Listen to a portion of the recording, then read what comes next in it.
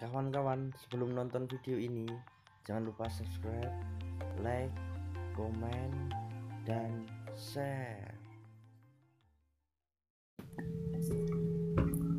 Kepercayaan masyarakat Jawa tentang roh dan kekuatan adikodrati atau gaib telah ada sejak dahulu.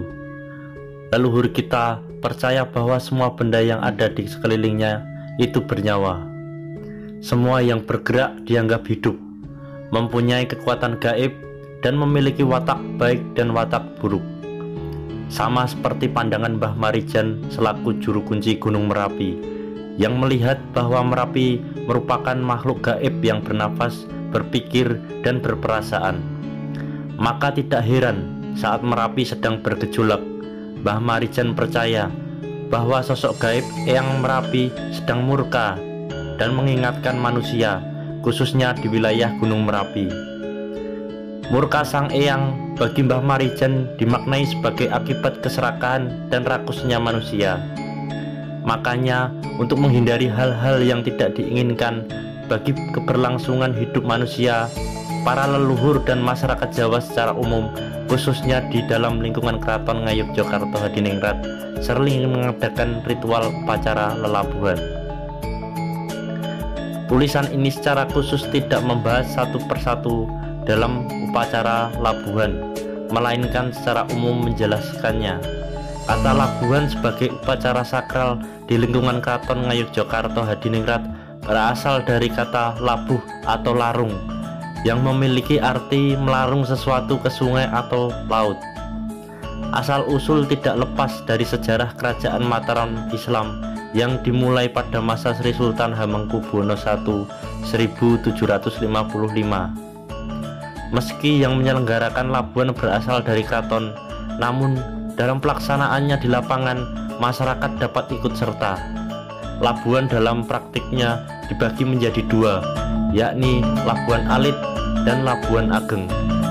Labuhan Alit dilaksanakan setahun sekali di 3 tempat, yakni di Parangkusumo, Gunung Merapi, dan Gunung Lawu. Sedangkan Labuhan Ageng dilaksanakan 8 tahun sekali di Dlepih Kayangan.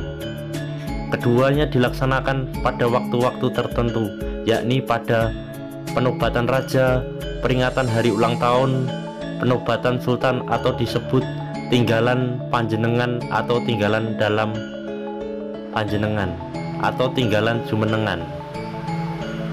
Peringatan Windon hari ulang tahun penobatan sultan. Windon berarti setiap 8 tahun. Sebagai upacara yang bersifat religius, magis, labuhan dilakukan di tempat-tempat yang berbeda, yakni Pantai Parangkusumo, Gunung Merapi, Gunung Lawu, Perbukitan Dlepih Kayangan. Karena labuhan bersifat sakral, yaitu berupa pemberian atau pisungsung, maka pemilih 4 tempat yang telah disebutkan di atas bukan tanpa alasan. Keempatnya dipilih berdasarkan sejarah, peristiwa, atau tokoh-tokoh penting yang pernah ada dalam berpengaruh bagi kehidupan dalam keraton khususnya, maupun masyarakat pada umumnya. Contohnya seperti Parangkusumo dipilih karena bertolak dari hikayat yang meriwayatkan kisah kasih antara Kanjeng Panembahan Senopati dengan Kanjeng Ratu Kidul. Selain Parangkusumo sebagai tempat bertapa, merenung, dan memohon pertunjukan Tuhan, kitab Babat Tanah Jawa meriwayatkan bagaimana Kanjeng Panembahan Senopati untuk pertama kali bertemu dengan Kanjeng Ratu Kidul yang berlanjut dengan hubungan kasih yang dimaksud secara filosofis hingga menjadi sang istri Kanjeng Panembahan Senopati. Dari sana keakraban berlanjut kepada para raja Mataram, anak cucu Kanjeng Panembahan Senopati, hingga akhirnya berkewajiban menghormati dan menjaga hubungan itu dengan melaksanakan tradisi labuhan. Perbuktian Dlepih Kayangan secara administratif, perbuktian ini terletak di Kecamatan Tirtomoyo, Kabupaten Wonogiri, Jawa Tengah.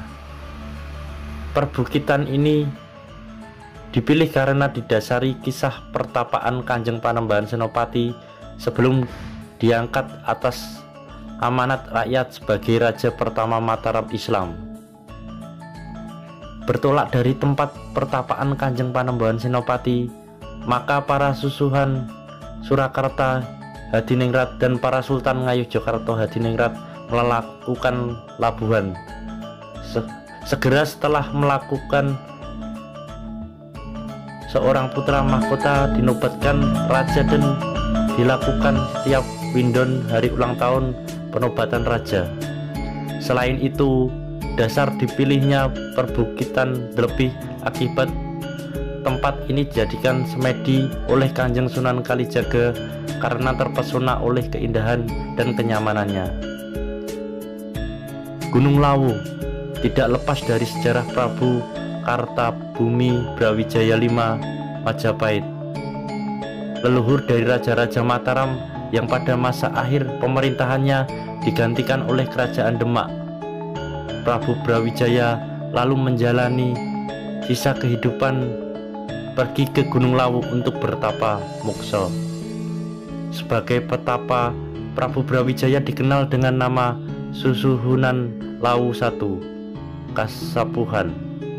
Sikap untuk menjalani hidup pertama sebagai petapa ini kemudian diikuti oleh anaknya Raden Gugur. Hingga akhir hayatnya Raden Gugur menjadi petapa di Gunung Lawu dan dikenal dengan nama Susuhunan Lawu II Kaneman. Dengan menghormati kedua tokoh di atas, maka Gunung Lawu selalu dijadikan tempat upacara labuhan. Gunung Merapi dianggap pusar bumi tanah Jawa. Di sana pada kepercayaan untuk menghormati penguasa Merapi yang dikenal dengan nama Panembahan Prabu Jagat atau Kiai Sapu Jagat dengan sejumlah makhluk gaib lainnya. Akhirnya Merapi diberi persembahan setiap kali dilakukan labuhan.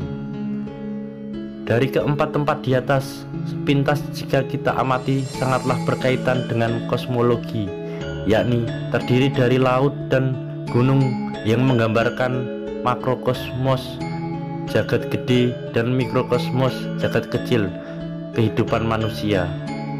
Adapun nilai-nilai kearifan yang bisa dipetik dari tradisi upacara labuhan ini adalah salah satu wujud nyata adanya sinergitas antara alam, manusia, dan tumbuhan dalam suatu kerjasama dengan tujuan saling menjaga keselamatan, menjalin hubungan baik, dan yakin bahwa mereka ada dan ikut menyembah Tuhan yang Maha Kuasa sebagai mana bunyi ayat Quran yang tidaklah aku ciptakan jin dan manusia kecuali. Demikian video ini. Jika kalian suka video ini silahkan subscribe, like, komen, dan share.